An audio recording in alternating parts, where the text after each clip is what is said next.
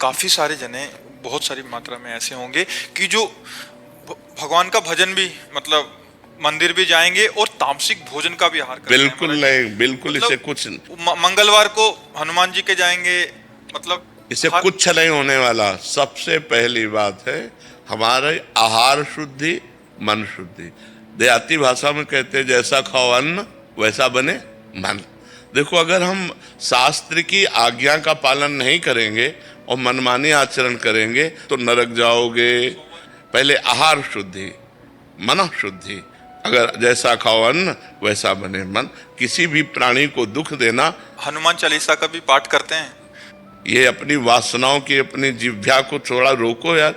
शराब पीते हो, मांस खाते हो, अंडा खाते हो, इस तरह के व्यवहार करते हो और हनुमान जी और शंकर ये ऐसे प्रसन्न हो जाएंगे, ऐसे काम बन जाएगा? कुछ नहीं बन जाएगा। अवश्य में भोक्तव्यम कृतम कर्म शुभाशुभम। जो तुम कर्म करोगे तुम्हें भोगना पड़ेगा। चाहे मुर्गा हो, चाहे बकरा हो, सब जीव अपने प्राण बचाना चाहते हैं। सब जीव, तुम उनको काट कर खाओगे वो भोगना पड़ेगा। राम जी के रूप में भगवान ने यदि बाली के चरण में बाण मारा तो भगवान श्री कृष्ण के चरण में व्याध के रूप में उसने बाण मारा। देखो ना, लीला देखो। भगवान ने अंतिम अपनी लीला जो श्री कृष्ण लीला है वो यहाँ संपन्न की कि भगवान के चरण में व्याध जो है बाण मार रहा है। अब आप विचार करो, जब वो सरकार समर्थ होते हुए भी अपने लीला का लीला दर्शन कराते हैं। श्रवण कुमार के वध का संयोग बन गया दशरथ जी के हाथ से, शब्द वेदी बाण मार दिया। तो देखो उनका जो कर्म था वो तड़प तड़प के अपने पुत्र भगवान राम के वियोग में प्राण त्यागना पड़ा कि नहीं पड़ा? भगवान उसको मिटा सकते थे लेकिन भगवान नहीं मिटाते। अवश्य में वो भोक्तव्यम गीता जी में कहा है। इसलिए हमारी प्रार्थना है कि तमोगुणी भोजन का त्याग करो, सात्विक भोजन और संयम से रहोगे तो तुम में जो बल आएगा वो एक महान पवित्र बल होगा। आज बल नहीं दिखाई देता, चेहरे में कांति नहीं है, विचार में पवित्रता नहीं है। ऐसा नहीं, हम पशु नहीं हैं, हम मर्यादा से चलने के लिए हैं। हमारी मर्यादा बनाई गई, शास्त्र मर्यादा हमारी कानून व्यवस्था है। यदि हम शास्त्र मर्यादा से चलेंगे, शास्त्र कानून से चलेंगे तो हमारा मनुष्य जीवन सार्थक हो जाएगा, नहीं तो निरर्थक हो जाएगा। जैसे आजकल बच्चे कहते हैं हम स्वतंत्र हैं। नहीं, स्वतंत्रता नहीं। माता पिता की आज्ञा की परतंत्रता, शास्त्र की आज्ञा की परतंत्रता, गुरु की आज्ञा की परतंत्रता, कानून की परतंत्रता, अगर ये स्वीकार करोगे तो स्वतंत्र हो जाओगे। अगर मनमानी करोगे तो परतंत्र हो जाओगे। मनमानी स्वतंत्रता नहीं होती, मनमानी इंद्रियों की परतंत्रता होती। जो इंद्री कहती वही हम कहते हैं। आप अपने को स्वतंत्र समझते हैं, इंद्रियों के गुलाम, मन के गुलाम, तो स्वतंत्रता कहाँ है? स्वतंत्रता तब होगी जब हमारी बात पुनः समझ ले, शास्त्र आज्ञा के अधीन चलोगे, गुरु के अधीन चलोगे, संतों की वाणी के अधीन चलोगे। भगवान शास्त्र और संतों के रूप में विराजमान है तो आप स्वतंत्र हो जाओगे, माया मुक्त हो जाओगे। तो आचरण और भोजन, ये दो का बहुत बड़ा योग है। अगर हमारा भोजन ठीक तो हमारे आचरण ठीक होंगे, हमारे आचरण ठीक तो हम भगवान को प्रसन्न कर सकते हैं। गंदा आचरण। महाराज जी, किंतु तामसिक भोजन से मन नहीं हटता, साथ ही कुछ गलत देखकर क्रोध भी अधिक आता है। नहीं, तामसिक भोजन का जबरदस्ती त्याग करना चाहिए।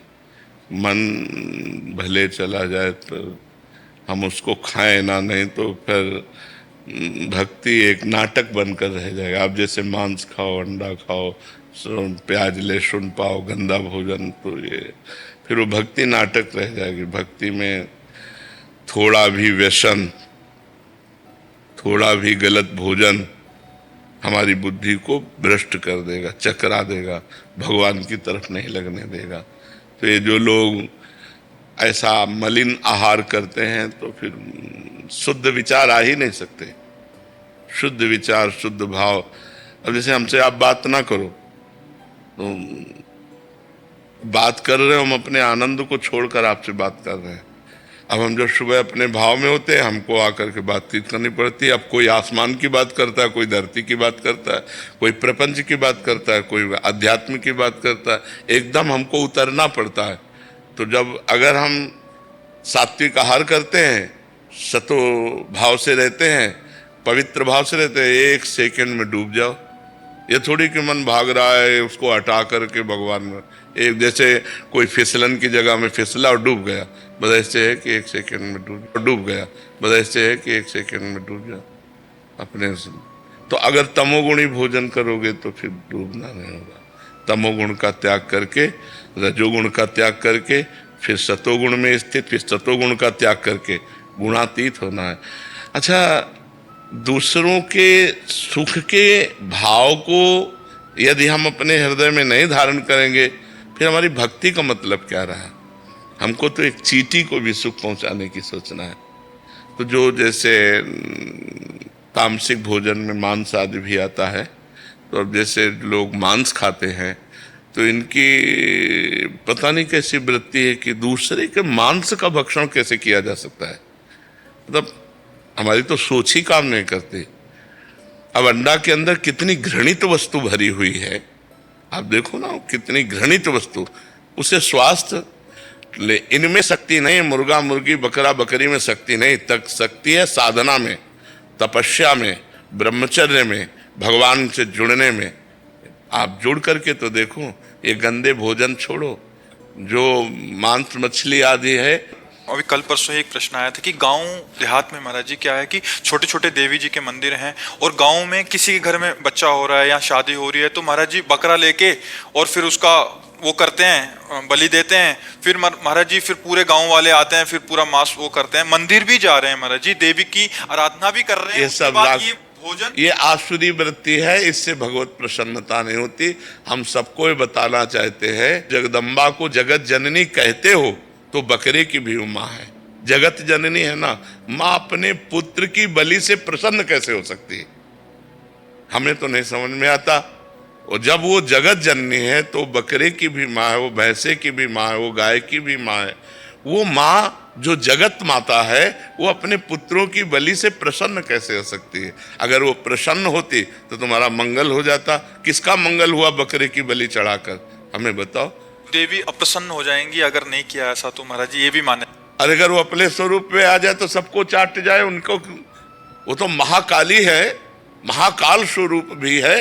तो वो दुष्टों का संहार करने के लिए रूप माता जी ने धारण किया। वो दुष्टों का खून पिया, जो संसार के पवित्र जीवन जीने वालों के लिए वो मृत्यु काल रूप थे। जैसे महिषासुर, शुम्भ निशुम्भ, रक्त बीज, माता जी ने इनका संहार किया। इन बकरी बकरों का थोड़ी संहार करने से माता जी प्रसन्न हो जाती है। ये तो मूर्खता है, कोरी मूर्खता है। कभी माता जी प्रसन्न नहीं होती। हमें लगता है कभी ऐसे कार्य नहीं करने चाहिए और ये सोचो कि माँ प्रसन्न हो जाएंगी। मुझे ऐसा नहीं लगता। माँ ऐसे नहीं, कुपुत्रो जायते क्वचित कुमाता न भवति। माता जी तो तब प्रसन्न होंगी जब सब पर दया करने लगो, सबको सुख पहुंचाओ, नाम जप करो, अच्छे आचरण करो, तो जगदम्बा प्रसन्न हो जाएगी। अगर फिर से उनको प्रसन्न करना है महाराज जी, और ये प्रथा चली है, और जैसे किसी के घर में पुत्र, देखो शास्त्र में विधान है, नारियल की बलि, नींबू की बलि, इनकी बलि सात्विक बलि दे। आप कच्चा नारियल की बलि दे सकते हैं, तो ये भी बलि तो मानी जाती है। ये सब मनमानी आचरण है, इससे देवी प्रसन्न नहीं होती है। और देवी को रक्त चाहिए तो चराचर जीवों के हृदय में देवी विराज।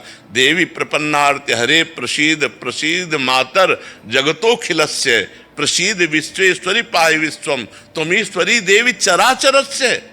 त्वमीश्वरी देवी चराचर से, वो चर अचर की ईश्वरी है। उनको किसी के खून की जरूरत है? माँ को किसी के खून की जरूरत है? अरे माँ तो अपने खून को दूध बनाकर अपने बच्चों का पालन करती है।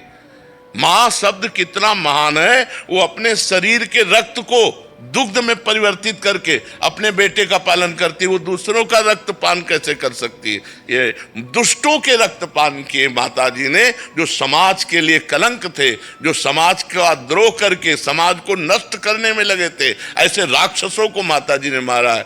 शुम्भ निशुम्भ, रक्त बीज, महिषासुर। ऐसे नहीं है कि गलत सिद्धांत से न चले, नहीं तो नरक की प्राप्ति होगी। जैसे एक दूध को औंट करके बहुत सी मिठाइयाँ बनाई जाती हैं, लेकिन मुख्य उसमें दूध ही होता है। बर्फी है, छेना है, बहुत प्रकार की मिठाइयाँ, और उनका स्वाद भी अलग अलग होता है, लेकिन मूल में दूध ही होता है।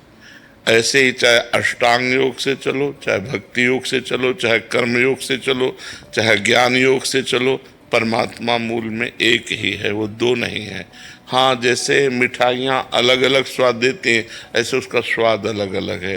ज्ञान में अहम ब्रह्मास्मि है, भक्ति में दासोहम है, कर्मयोग में सबको प्रभु समझकर सेवा करना है, और अष्टांग योग में परमात्मा है, वो समाधि के द्वारा अनुभव में आता है वही। जैसे गंगा एक घाट बहुतेरे, चाहे जहाँ डुबकी लगाओ गंगा जी तो वही है, चाहे घाट में लगाओ, चाहे बेघाट में लगाओ, चाहे प्रसिद्ध घाट में लगाओ, चाहे बिल्कुल जहाँ घाट ना हो वहाँ भी लगाओ, तो गंगा जी तो वही हैं। तो ऐसे ही परमात्मा एक ही है, उसका स्वाद अलग अलग है, लेकिन दोनों को एक ही परमात्मा की प्राप्ति होती है, पर स्वाद अलग होता है, वो अलग अलग स्वाद होता है।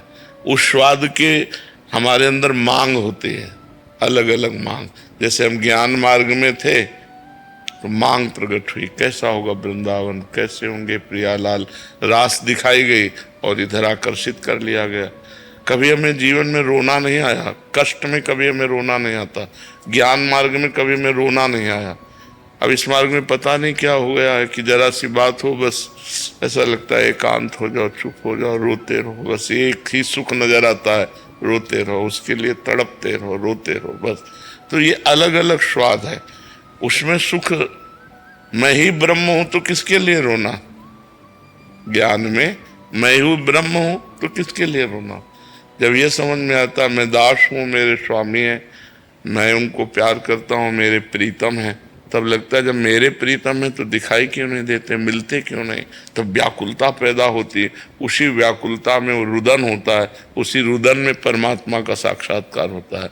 कबीरा हंसना छोड़ दे, रोने से कर प्रीति, बिन रोए किन पाइयां प्रेम प्यारा मित। उसके लिए आंसू गिरे, उसके लिए तड़पना हो, उसके लिए विकल, ये भक्ति मार्ग में। ज्ञान मार्ग में तीनों शरीरों का त्याग करके राग और अपने आत्म स्वरूप में, ब्रह्म स्वरूप में स्थित हो जाता है। दोनों ब्रह्मानंद हैं, दोनों भगवदानंद हैं, लेकिन स्वाद दोनों का अलग अलग है, दोनों का स्वाद अलग है। एक दासोहम स्वामी सेवक भाव, और एक सोहम मैं वही हूँ। तो वह दोनों सिद्धांत ठीक है, वो उसी ब्रह्म में जाकर लीन हो जाता है और उसी ब्रह्म का उदास भाव से स्वाद लेता है।